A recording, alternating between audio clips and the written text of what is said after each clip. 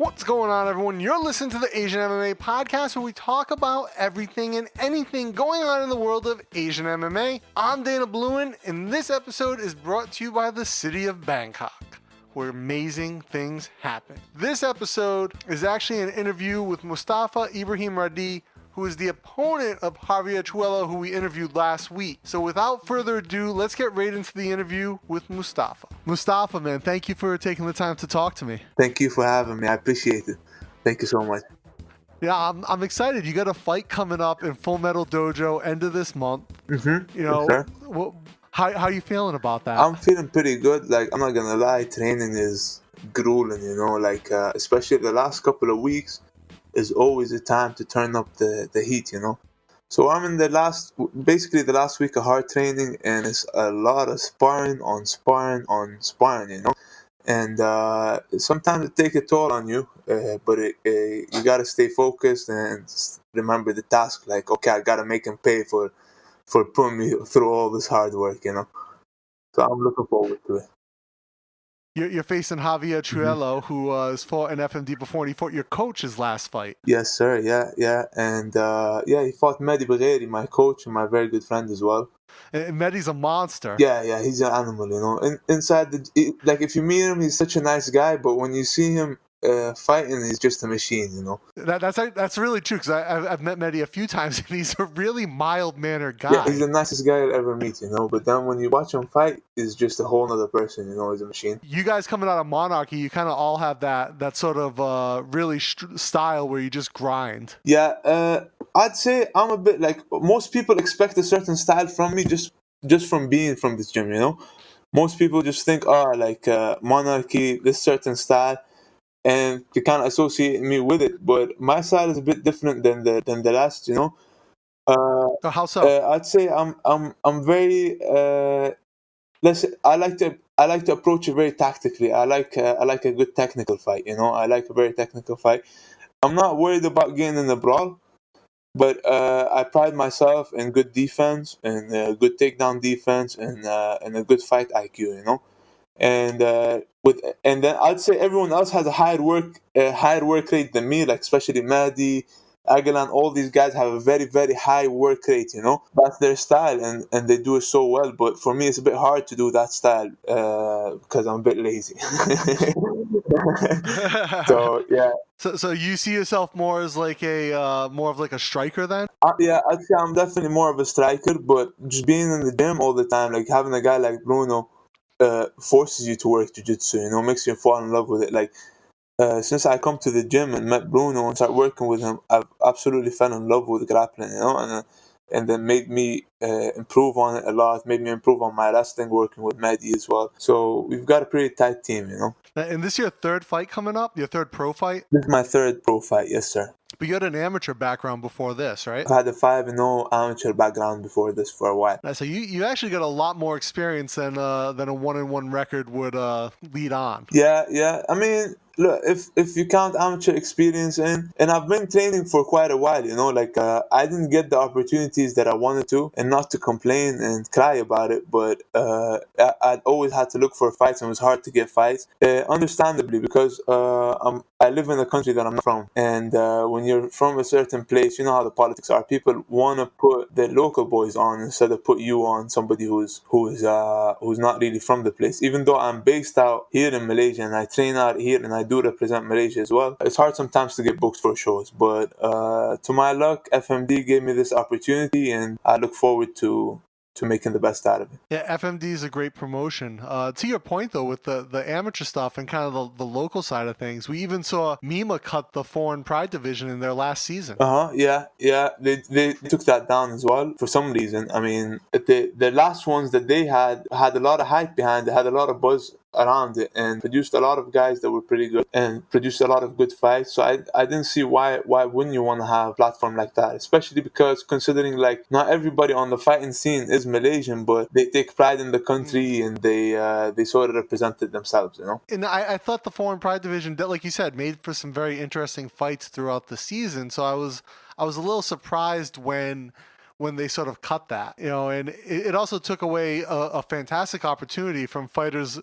like you who aren't from Malaysia but are based there. Definitely, it definitely did. Yeah, that was then, and now is now. So I'm ever since turning pro, I've had my loss, and I've had my win. I've had my ups and downs, and I've learned so much. Like, it's ridiculous.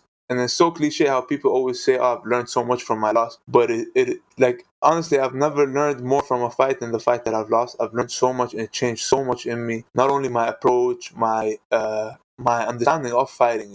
Not never fighting 15 minutes before. I just thought, oh, okay, I'm conditioned. I can go 15 minutes. It's just another day. But then when I got in there, and then midway through was winning, was doing very good, and then midway through the second round, started getting tired and fatiguing badly. Everything changed, and it made me really go back and take a good look at myself and assess myself, and come back a lot smarter. So when I look back at my fight and my loss, and I see where I am today, I'm a different person. I really am a different person. 180 degrees. Yeah, getting that realization that your cardio is not as good as you thought it was is pretty horrifying at the time, but eye-opening. I was literally like outside, laid out for maybe half an hour, just trying to catch my breath, fatigued badly, because I didn't understand, I didn't understand how to properly warm up myself. I didn't understand much about strength and conditioning. I just wanted to do rounds, roll, do my pad work, and come in and fight, but now I understand that there's a lot more that goes to it. And since then, I've had Conrado as my head coach, one of the striking coaches here, the head striking coach in this gym, and he's been overlooking my camp, overlooking my training, putting me with the strength and conditioning, making sure I'm lifting, making sure I'm doing everything else, making sure I'm doing my runs, my sprints. So it completely changed my career. Like, it literally made me transition from an amateur to a professional, even after I made my pro debut. Nice. I mean, that's actually pretty quick. I mean, like 2 fights in, and you're already starting to feel a little bit more at home. And I know here in Asia that amateur fights are generally 3-minute rounds. A lot of people, especially Western listeners, amateur there can be a 5-minute round. Here, not as often. Yeah, it's true. I mean, I get it, but at the same time, I think it's better for them to have 5 minutes, because the whole point of having an amateur fight is to get the experience that you need to fight a professional fight. So if you don't simulate the same amount of time, people go into a fight with not the same understanding of going a full 15-minute round. They think, oh, it's the same thing. I've been through a whole fight before, but going through a 3-minute round fight is different than going through a 5-minute round fight in terms of pacing yourself, in terms of understanding your cardio and everything else. So yeah, cardio wise, there's a big difference between 9 minutes and 15. Definitely, most definitely, yes. We had to learn that the hard way, But what though? I love that there's such a deep amateur scene in Asia, though, because back when I was a pro fighter in the early 2000s on the East Coast of the U.S., there was no amateur scene. So my first fight was a pro fight. Luckily, it only lasted like 8 seconds, but it was an exhausting 8 seconds. Definitely, like it's good to have that kind of to kind of establish your style, establish who you are before you actually step in there, because whether it's a win or loss, it does go on your record and does affect in the future where you get booked, how much you get paid, and all other stuff like that are very important, I think. Yeah, it builds your brand as well. Definitely, most definitely. You're facing Javier. He's got a very difficult wrestling style for a lot of guys. He's a high pressure fighter. I think we saw that in his fight with Mehdi. Yeah. And like you said, you're more of a striker. You don't have the work rate that a Mehdi or a Aguilan does. Yeah. So what are your plans, if you don't mind to talk about it, going in to deal with kind of a pressure wrestler? Yeah, I don't mind talking about it because it's very simple. I'm facing his style every day in the gym. So when I've got the call for this fight, I felt like I've been preparing for this fight for a long time, defensively, offensively, and everything else. I've been preparing for this style for quite a while, and I've faced the style for quite a while in the gym every day preparing. So when I look at him and his style and what he brings to the table, we've got guys that bring that same style with more intensity and with more aggressiveness that will keep going at you. Like, I'm literally being put into training sessions where I'm inside with a different guy coming in every 2 minutes. So I'll have one guy coming in every 2 minutes, and then another guy coming in the next 2 minutes, and then another guy coming in. And if I'm in a bad position, I'm staying there. And the next guy is coming in on that same bad position. So let's say someone's on my back, that other guy is coming and he's on my back. And we're doing a full 20 minute like that. So I've been in positions where I'm exhausted. You know what I mean? Where I believe wholeheartedly, like, he cannot put me in a worse position than I've already seen. So I'm ready for this fight. I'm really ready for anything he brings, because I've seen the worst already in the gym. I've literally seen hell and back in the gym. So whatever he brings, bring it. I'm ready for it. That's great. So you feel like you got a lot of training partners that really emulate Javier well. Yeah. That most definitely, and better, I would say, as well. I would say also the advantage you have is that Mehdi actually fought Javier, so he has insights into him that he doesn't have anyone in his camp that would have insights into your style per se, not firsthand at least. Definitely, most definitely, he knows stuff about him, and obviously, look, that fight was a long time ago as well, you know. So everybody changed. Like, even looking back at myself, I changed from that time. So he's definitely improved himself, you know, and he's gotten better himself. So I'm definitely not underestimating him, because he comes in with a good aggressive style, you know. He has a good aggressive style, and it's hard for a lot of people to deal with, but I think I have the antidote for him. That's fantastic, man. So, you know, getting ready, like you said, this is your last hard week of training, and then you come up to Bangkok, what you said, just a day or two before the fight? The weather, the thing about it is the weather is pretty much the same, whether it's here or Bangkok. The weather is pretty much the same. So I wouldn't have that problem of changing altitude or anything else. So I don't feel like I need to come out too early to train there and get acclimatized to the weather over there. Yeah. And it's an hour flight, so there is no jet lag issues over there as well, you know. For some reason, Thailand and Malaysia have a different time zone despite being on the same longitude. So just an hour difference. Yeah, I didn't know until you told me, so I didn't know. I thought they were the same time. Yeah, no, for those of you guys listen, we've been trying to get this interview set up for like 2 days, and I kept forgetting that there's a time difference. Yeah, definitely. Like I totally forgot about that as well. When I was saying, okay, should we set it up this time? I didn't know that it was gonna be different, but here we are today. So were you at the FMD where Mehdi fought?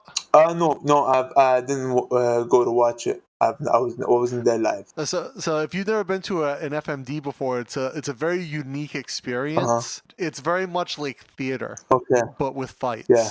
John Nutt does a very good job of designing an entire theme and sort of orchestrating a show during the MMA event, and it's very unique and very high energy, even to the point where there'll be fans touching the cage while you fight. A lot of people get caught off guard by that. I've had a few fighters tell me like they were like ground and pounding a guy in the corner, and they look up and there's like a girl staring through the cage right at them, like 2 inches away.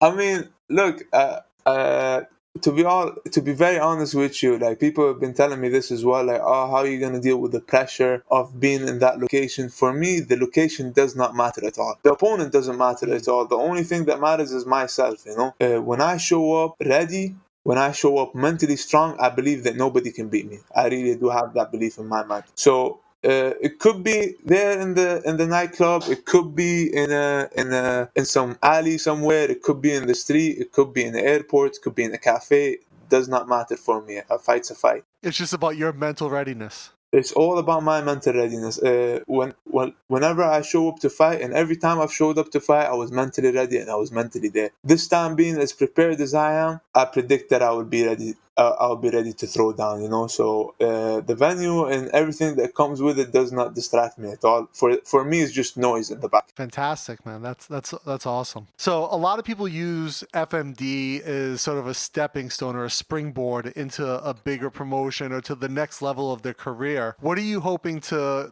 go? Where are you hoping to go after FMD career-wise? Where would you like to fight? So obviously, I'm not looking past my opponent, because for me, next Saturday is the last day of my life for now. But then other aspirations for me after this fight is, hopefully, I've been knocking on the One Warrior Series door for quite a while, you know. I went out to the tryouts before and they said they liked me, but they already had a couple of people in mind or and other stuff like that. So, and then since that day, I've been knocking on their door saying that I can fight the guys that they have. and I've seen the records of the people that are in there. They're similar records to mine. So that'd be ideal for me because it's a good platform kind of to build up your pro record, and at the same time, hopefully get a contract in ONE FC, which would be amazing. Which would be like a dream of mine. So that's what you see as that's your ultimate goal is ONE FC. Ultimately, yes. Like being based out in Asia, that's an ideal place to be, but I'm not dwelling on it too much. Anything else that comes, any other promotions that come, I'll take it as they come. I'm still starting my professional career. I'm still young in this, so I'm only 23 years old, you know what I mean? And I want to take every opportunity that I can get and try to make the best of it. So for now, August 31st is the last day of my life. After that, we'll see what comes. That's all you want to focus on, August 31st. That's all I'm focused on right now. Yes, sir. Fantastic, man. It's a great mindset. I'm looking forward to that fight a lot. I don't even think they haven't even finalized the card yet, so we don't know everyone else on it, but it looks like it's coming together quite nice. Yeah. I've heard they announced another fight today. I think that's going to be... So I'm not sure with my fight because I was told it was going to be a co-main event. Oh, I thought it was the main event. But now everyone's telling me, oh, you're fighting on the main event. And I was like, oh, okay, I didn't know that. I thought it was a co-main event, but it doesn't really matter. I would find it very difficult to believe that you guys weren't the main event. I mean, they might have like a co-main under you, but... Oh, yeah, I see they announced Dave Vinot is fighting. Yeah, he's fighting some fella from Thailand, I believe. Yep, he's fighting a Thai gentleman. Yeah, it's always hard to pronounce the name, especially for me. I didn't want to say it. Thai names are not easy, man. I didn't want to say it not to butcher it on the interview, so I just kept quiet. Usually they have a nickname that's really short, which makes it easier. I appreciate that. And then I know that there's a large Ukrainian gentleman named Stangif who's going to be fighting. I've seen him. He looks like a Street Fighter character. I don't know if you've seen. Yeah, Zangief. He looks like Zangief. It looks exactly like it reminded me of him a bit when I saw that post. That's funny. That's why we call him Stangief. His name's Stan. We call him Stangief. Is he from there as well? Is he like Russian? Yeah, he's Ukrainian, I believe. Okay, so that makes sense. So that nickname as well. He's a monster. I think he's still amateur actually, but I mean he's huge. He's got really good skills. He fought his last fight, I believe, was at Full Metal Dojo. He fought a Malaysian, Azriel, the heavyweight. Oh, okay. And ended up getting the TKO in the first round. That's pretty cool. Good for him. 20 seconds in. Good for him. That's good. Yeah, and his stand-up looks fantastic. I've seen him fight twice now. His stand-up is crisp. I haven't really seen his ground game yet, so no one's tested him on the ground. That'll be interesting to see if someone does. That shit depends on who he fights, huh? I don't know his opponent yet. Yeah. So, but then Dave Vinot coming in from Malaysia as well to fight. I'm not sure if he's based out of here though. Is he based out of here? Does he train? I believe he's based in KL. Yeah. Oh, okay, I don't know where though. I thought maybe he trained somewhere else because I wasn't sure. It's funny sometimes you'll hear people that are like, oh, I train in KL and they fight in pro shows and I've like never heard of them, or because you think there's a handful of gyms in KL though. Yeah, but sometimes I'm always like finding out about new ones that I'm like, oh, okay, I didn't know that was there. So that's pretty cool. Yeah, I don't know where he trains out of. But he fought Javier last time at FMD. After the Medi fight, he fought Javier as his pro debut, which is a pretty horrible pro debut.